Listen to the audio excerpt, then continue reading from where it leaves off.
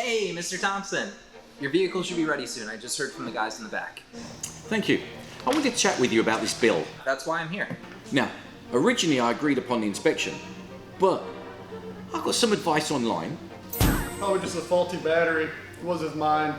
The good news is that your battery tested perfectly, so that wasn't really the issue in this case. Another person asked. Probably just need a tune-up and oil change. Hey, preventative maintenance goes a long way in ensuring that your vehicle doesn't have a major repair that needs to be done to it, but unfortunately, in this case, the vehicle did need a major repair. Someone did mention that. Yeah, I got a 90s pickup and all it needed was a good transmission flush. Oh, that guy looks completely untrustworthy. I'd block him, actually, to be honest.